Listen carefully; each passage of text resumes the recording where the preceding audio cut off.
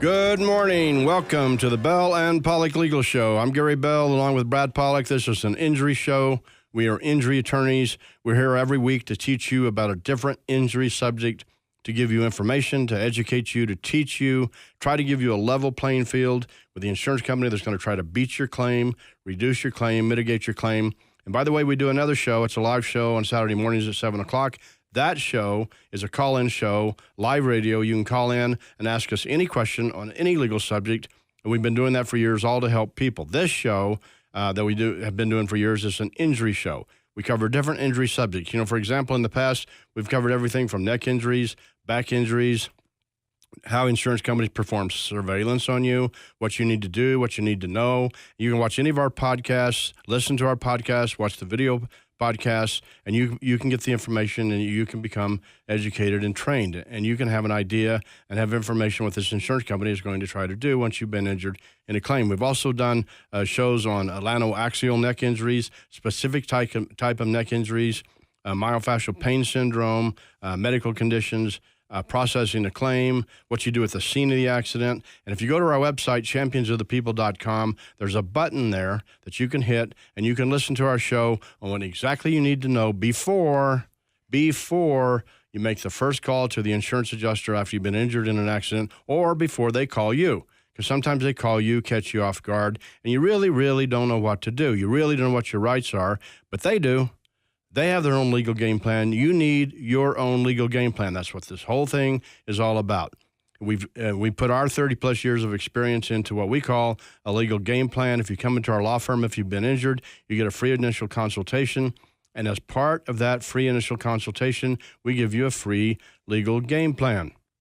A game plan on how the accident happened, how to win liability, how to win your damages, how to win your injuries. You need to know these things. The insurance companies have their own legal game plan. Who do you have? Okay, today we're talking about the subject of how do insurance companies really, really value your claim. You've been injured in a car accident. That's our typical example. How do insurance companies really value the claim?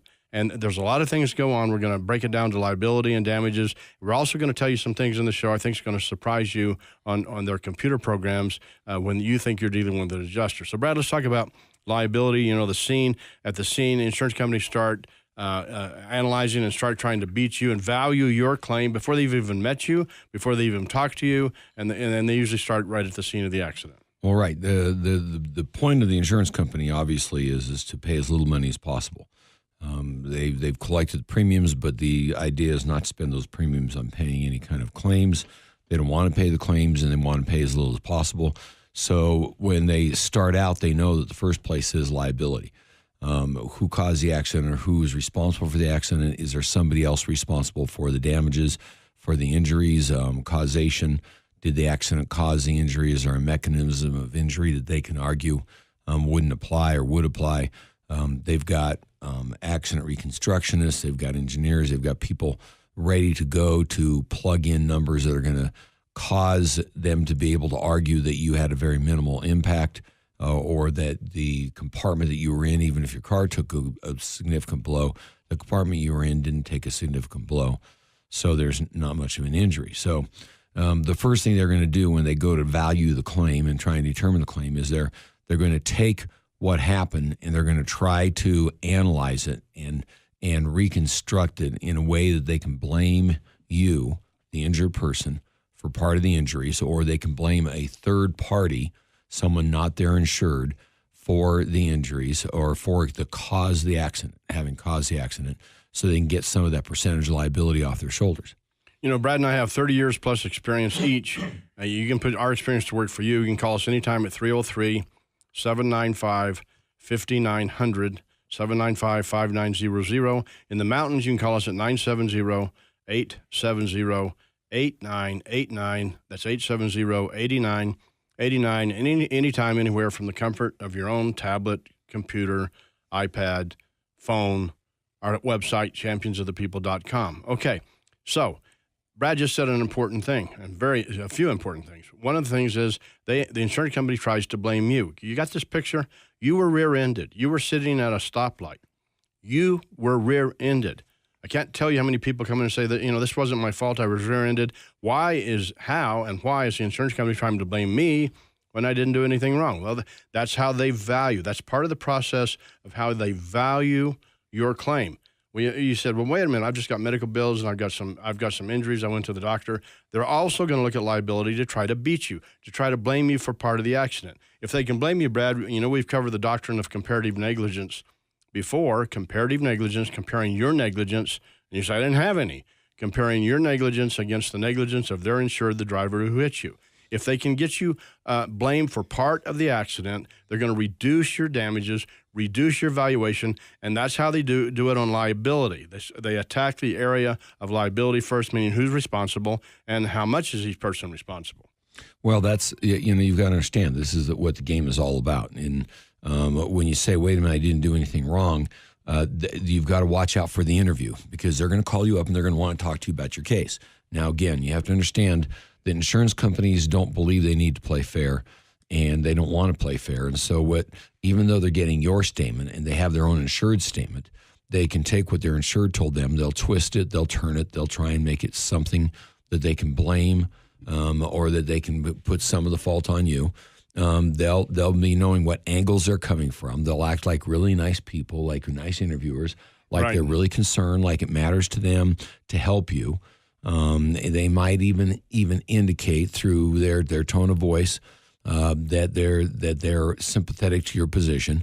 But what they're trying to do is get you now to give them some information or to say something that they can use against you, that they've got recorded, because they've got your permission to record it, that indicates you were either going too fast, or you weren't looking where you were going, or you didn't wait long enough to make your left-hand turn, or that you came into the lane in front of their insured a little too soon, or without giving them enough room to be able to maneuver. And they're going to do a lot of things they're going to be saying and doing that they're doing and saying, not for the purpose of really discussing the case with you, but for finding ways to blame you for the accident. If they can blame you, that's part of their valuation of their claim, because at the end of the claim, when they start to pay you for your injuries, then they say to you, well, you were partly at fault, therefore we're going to reduce your payout by 20%, 40%, 45%, some percentage, and therefore we normally would pay you here, which is going to be a low-ball estimate anyway, but then they're going to reduce it further by saying you were at fault. Now, one of the big instances and good examples is the fact that, let's say you were rear-ended, and you say, how could that be my fault? I was just sitting there. First of all, they're going to try to find out if you had your seatbelt on. There's a powerful statute in Colorado that affects you, hurts you, cuts your damages down, whacks your damages if you weren't wearing your seatbelt. So that's one thing they try to find out right away. And there's a statute that's in favor of the insurance company and against you on your damages. But Brad, let's talk a second about how they look into liability, and let's take a rear end example on a car crash example, because it's pretty typical. You're sitting at a stoplight or a stop sign, you get rear-ended, and as Brad said earlier, they try to attack the fact that there wasn't much property damage, therefore you couldn't be injured, and we can't cover all that today, but there are ways to defeat that, ways to beat that argument by the insurance company. But what I want to talk about is sometimes they look, okay, we are insured, rear-ended you, we hurt you, we're sorry, and then they go to the mechanism of injury. Because they don't want your body to be turned, torqued, they don't want your head to be turned, and so they say to you there was no mechanism of injury. Maybe we rear-ended you, but there's no way you could be hurt because there's no mechanism of injury. Right. They're going to say, well, this is just a normal activity that you're going to experience from time to time in daily life. It's no different than sneezing or stepping off a curb accidentally, or playing or being in bumper cars at the local amusement park. They're gonna talk about how this is something that you really didn't have much impact on you. The forces that occurred weren't much on you. They were all eaten up in the cars, or they were diffused over the car, but they didn't come into you. Or if the car wasn't damaged, they're going to say, well, the car didn't have any damages and the force couldn't have been that big. They're going to try and compare it to backing into a brick wall at a certain speed, so they can lower the speed and compare it. They're going to take all these different angles that they can to try to minimize the impact, the forces of energy, the forces of the mechanism of injury that could have applied to you. and then say that this is not enough to hurt a person. It's not enough to hurt a human being. Sometimes you got your hand gripped around the steering wheel. Maybe you saw the impact coming. There's nothing you could do about it. Maybe you didn't. But then they say, well, you couldn't have sustained an arm injury. That's impossible. That's impossible under science. That's impossible under medicine. That's what they say. And they have these experts in their game plan against you. You need to have your own legal game plan. But they try to say you couldn't sustain an arm injury. You didn't hit your arm. You didn't bang your arm. You couldn't have sustained a head injury. You didn't hit your head. Well, there's rapid acceleration and deceleration modalities in science that do support the fact that you do have a traumatic brain injury, and you can get a traumatic brain injury from rapid acceleration and deceleration, and you do not have to hit your head. But those are just a few examples, giving you the tip of the iceberg. They say you couldn't have injured your neck on the left side because the way you've described your body position is against science. Therefore, you must be making this up. So we rear-ended you. We're sorry, but the way you're telling your story here doesn't match the science or the medicine of how you could injure the left side of your neck, or how you could have a TMJ problem, a temporomandibular joint problem, where your bite is off, it's painful, your jaw pops and clicks, you have to wear a splint, and that sort of thing. So that's how they attack it. But now we're talking about the liability phase of the case, meaning the scene, who's responsible. They already, because that pertains to your evaluation, they're already attacking that. You're listening to the Bell and Pollock Legal Show. I'm Gary Bell, along with Brad Pollock. This is a legal show. This is an injury show. We are injury attorneys. We're here for you.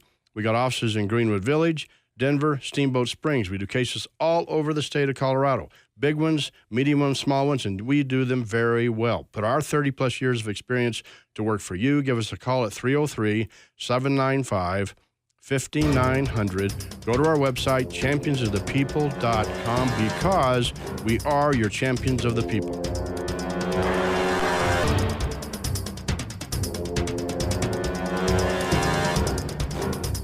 Good morning. Welcome back to the Bell and Pollock Legal Show. You know, our law firm is Bell and Pollock. We are injury attorneys. Brad has over 30-plus years of experience doing this kind of work. I have to have the same thing, over 30-plus years of experience. We've been together for a very long time, over 30 years, helping people like you, helping injured people, helping their families, helping them put their lives back together again. An injury can be very devastating. Don't you let the insurance company convince you this is no big deal. They're there to beat you. Today we're covering how the insurance companies really value these claims. First part of the show, we talked about liability, how they try to blame part of the accident on you. That's part of their valuation process, because there are little computer programs that we're going to get to in a minute assign for your injuries a certain low-ball value. Not up here what the fair compensation is, but a low-ball value. And from there, they're going to start subtracting more because they're going to blame you for part of the accident. And you say, I was rear-ended. I can't do it. I don't understand. So, Brad, let's talk about repricing of medical bills for a second, because part of your claim is involving medical bills. And that's part of they have to pay you back for your medical bills. Even if it was paid by another source, they have to pay you for your medical bills. And so how do they go about doing this on the valuation of the claim subject? Well, we've talked a number of times in different shows about how your medical bills are valued and what compensation you get for your medical bills as a result of being injured by a negligent party.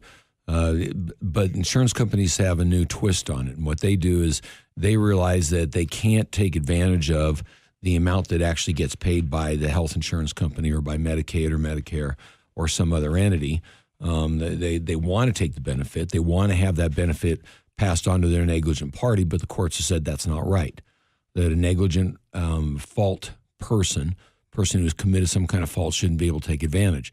So the insurance company's next argument has always been, well, we should only have to pay what is the usual and customary fee and a reasonable and necessary fee. Those are big words, usual and customary and reasonable and necessary.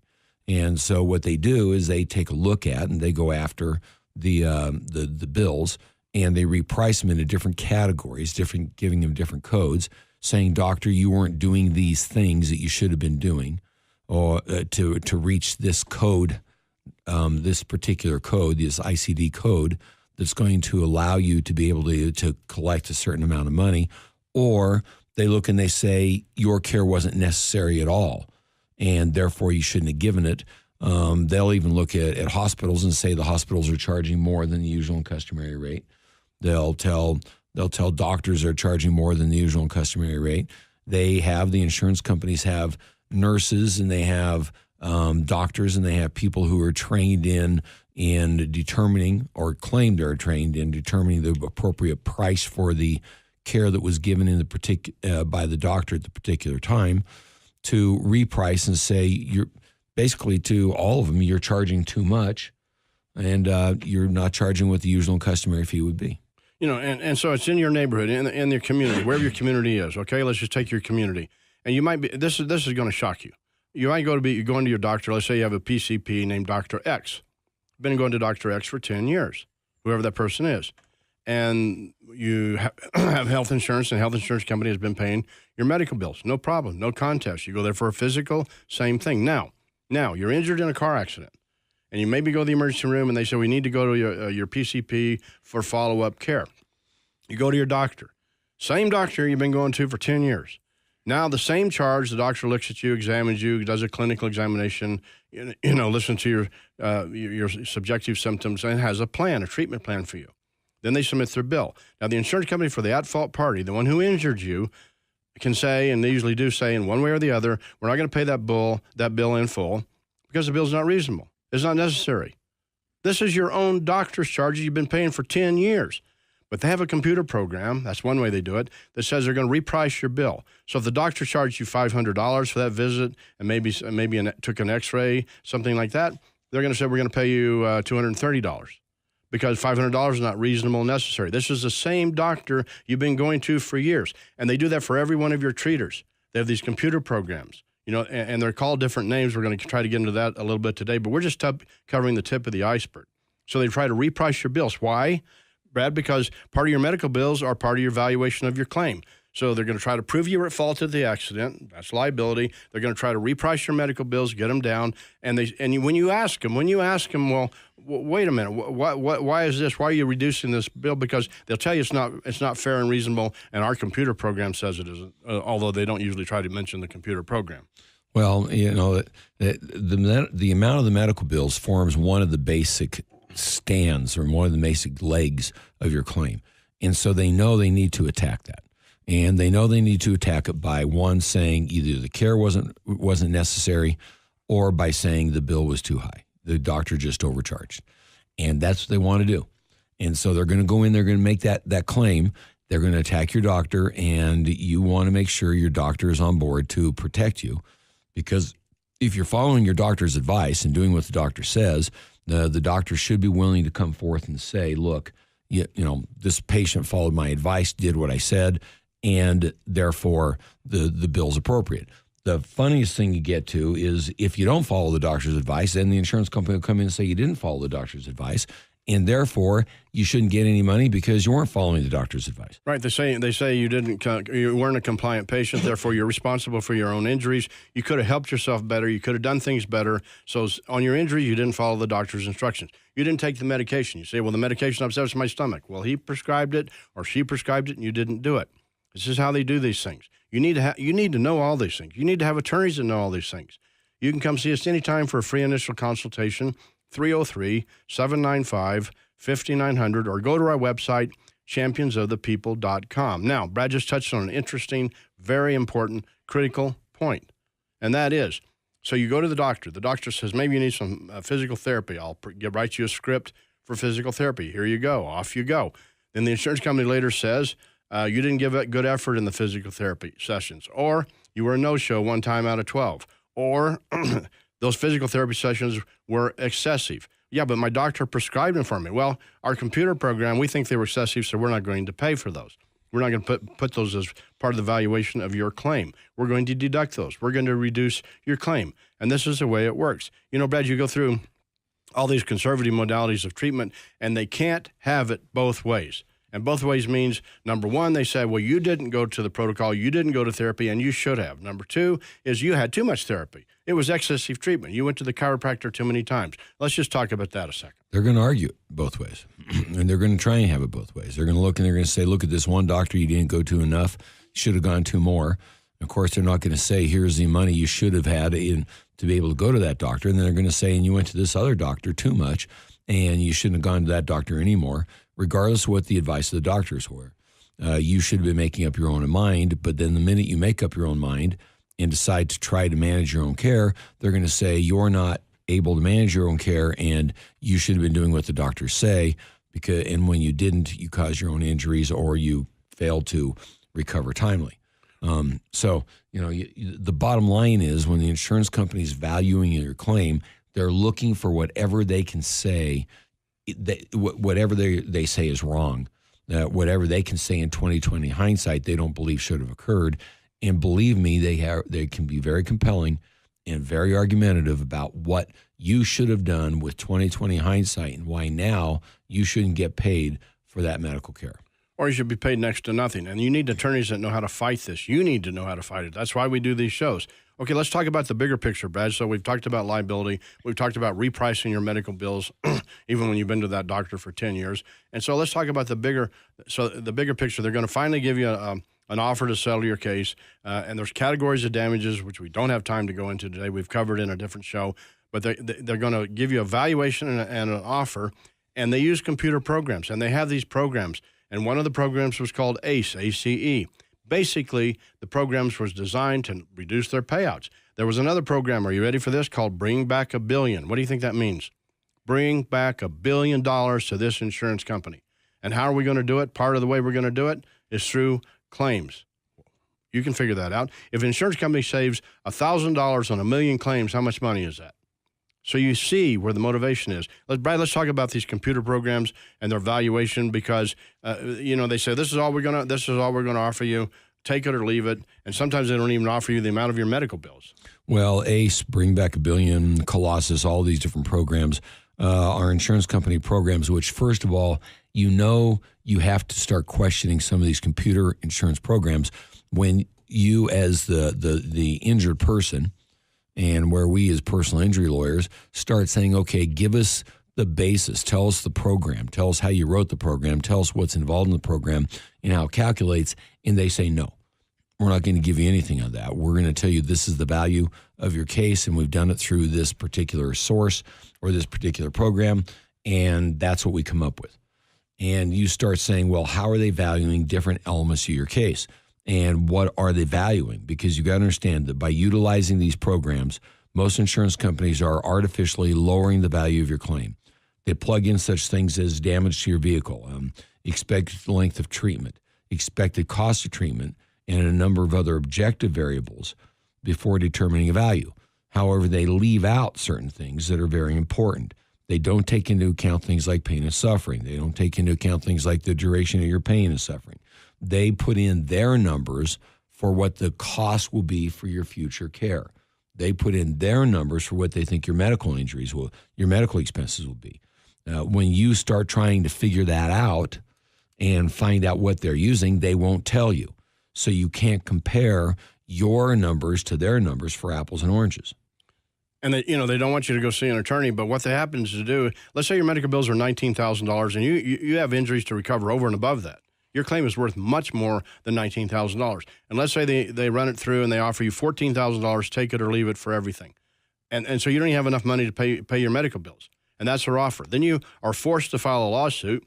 Then they say, you're greedy. Then they say, your lawyers are greedy. All these lawyers are greedy. You're greedy. What about them? What about the fact they won't even pay you your amount of medical bills? We got another show on the fact that you can't bring some of these issues up at trial, so the jury never knows that he didn't even offer you enough to pay your medical bills. The jury never hears that because that's part of settlement negotiations. So the big point here is they got these computer programs and internal programs where they're going to reduce or try to mitigate the amount of money they pay you on the claim, and they do it through different ways, CPT codes, treatment notes, that sort of thing. But you need to know that happens. You can call us anytime. Our law firm is Bell and Pollock. We've got offices in Greenwood Village, Denver, and Steamboat Springs. Put our 30-plus years of experience each to work for you with our free initial consultation and our free legal game plan. That's what you need. We'll be right back.